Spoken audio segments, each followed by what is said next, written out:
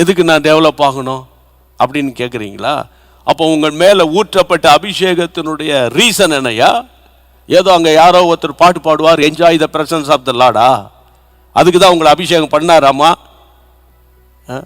144 கோடி மக்கள் உட்கார்ந்துக்க வீட்டுக்குள்ளே ஏர் கண்டிஷன் போட்டு உட்கார்ந்துக்கிட்டு கேட்குற பெரிய ஐயா உங்களுக்கு தான் நான் சொல்கிறேன்.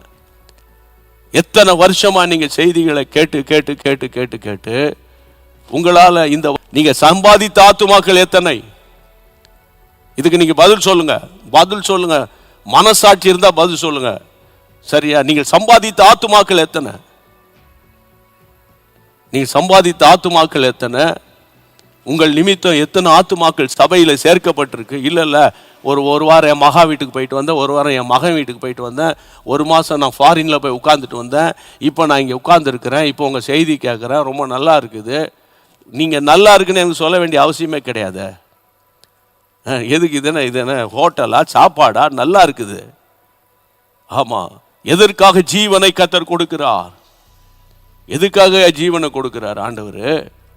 அந்நிய தேசம், எகிப்து தேசம், ஆனால் கிஃப்ட் ஆப்ரேட் ஆகிட்டு இருக்கு.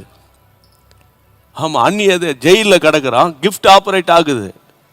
காரணம் என்னன்னா, உள்ள த ஸ்பிரிட் ஆஃப் காட், பரிசுத்த ஆவியின் அபிஷேகத்தினுடைய வல்லமை அதுதான். சும்மா அந்நிய பாஷை பேசி ஆவியில் நிரம்பி சத்தம் போட்டு கீழே விழுறது மேலே விழுறது, உனக்கு ப்ராஸ்பெரிட்டி வரும், நீ கார் வாங்க பஸ் வாங்குவ. யாராவது பஸ் வாங்குவேன்னு சொல்ல மாட்டேன்றான். பஸ் கம்பெனி வச்சுக்கிறவங்களுக்கு சந்தோஷமாக இருக்கும், நீ ஒரு பஸ் வாங்குவாய். அப்படியா பிரதர்? ஸ்தோத்திரம் பிரதர் அப்படின்னு. கர்த்தருடைய பிள்ளைகளை ட்ரெயின் வாங்குவாய்ன்னு யாராவது சொல்கிறாங்களா? அதுவும் சொல்கிறது கிடையாது. அப்போ இன்றைக்கு நான் என்ன சொல்கிறேன்னு கேட்டால், நீங்கள் பெற்ற அபிஷேகம் உங்களுக்குள்ள இருக்குது.